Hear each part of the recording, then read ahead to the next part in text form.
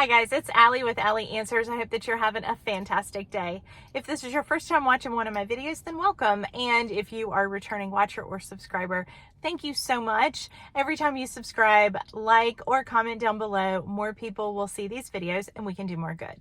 Let's talk about why, yes, you should participate in Mychart. If your physician, hospital, or specialist participate in Mychart, you really do need to sign up for an account and participate.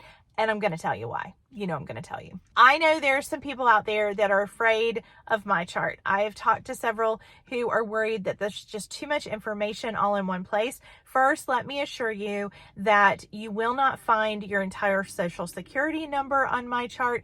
Instead, your information will be under a medical records number, or MRN, and that is the number that is shared between doctors on a regular basis so that your information is accessible. So while I do respect that a lot of people don't want to access information, here's the deal. With Mychart, your information is already in the system. Doctors have a computer system and it is set up so that they can share information, message back and forth.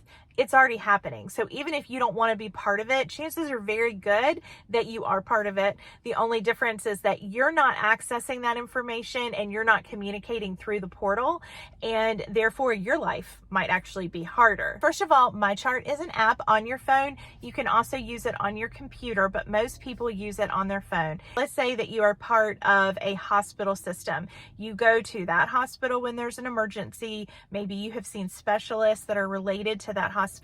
All of those doctors are going to be under that Mychart branch. Your address and phone number are indeed part of that, but that information is available everywhere. You are a solo ager. You are doing life pretty much on your own. You don't have a live-in partner. There is no one who is responsible for you. It's you. Then I truly believe that you need to sign up for Mychart and give a trusted person, whether it is a sibling or a friend that you've chosen that you trust, the sign-in information.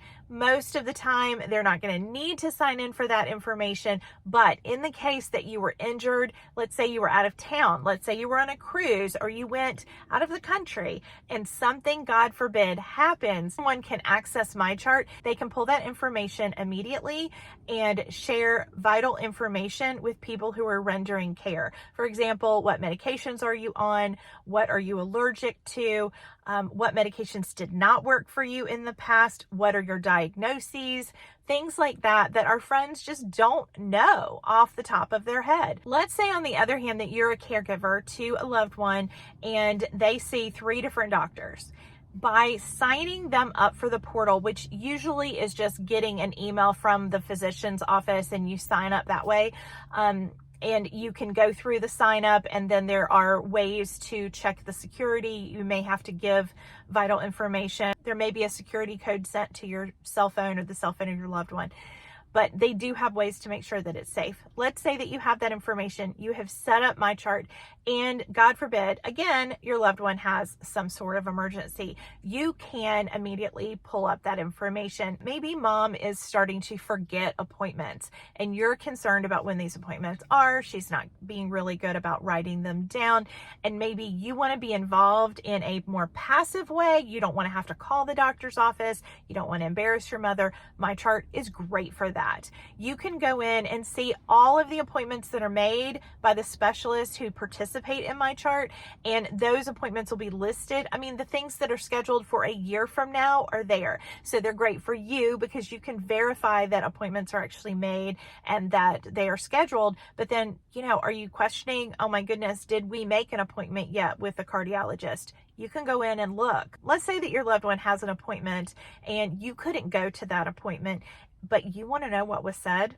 If you have the sign in for the portal, you can go in and read the notes. Now, they choose carefully what they put in those notes, but you can go in and it'll say patient complained of this and this, and doctor recommended and prescribed this and this. This is a fantastic way of keeping up with what's going on with your loved one when they are not great reporters, because some people go to the doctor and their response is, it was fine, things went well. Did they give you something new? I think so.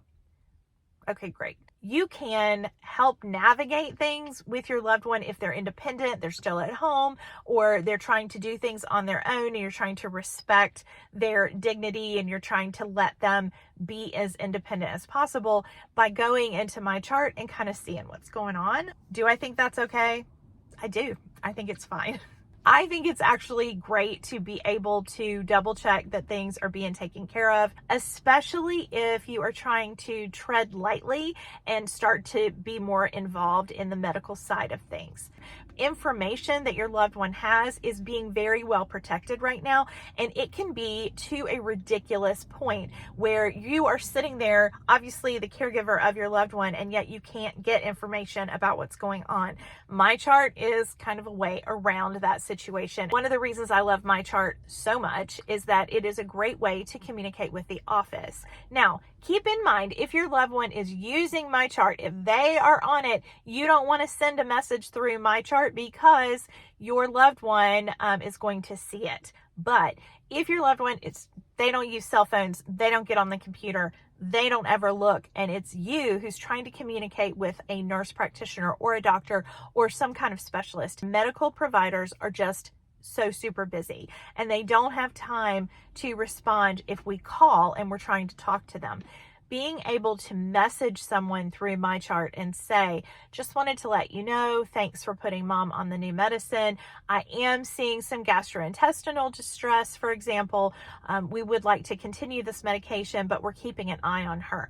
This is feedback that your specialist is probably going to love to get. They're going to want to know how your loved one is doing with the new medicine, and you probably have a follow-up appointment coming up, and so it will be addressed. But meanwhile, you can check in. You can also ask questions and say, I talked to the pharmacist. They said that this could be a side effect of the new medicine. Do you think it is? Do you think we should stay on the medicine?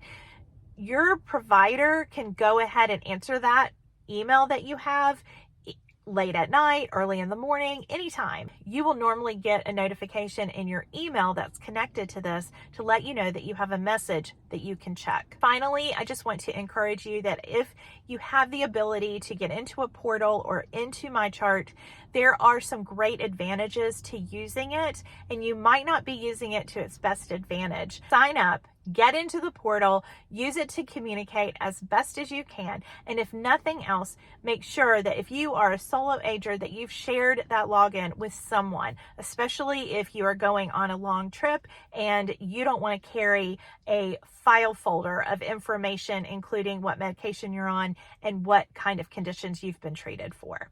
Thank you for spending time with me today. I would love to see your comments down below and what you think about Mychart and portals. Thank you so much for watching, and I'll see you next time. Bye-bye.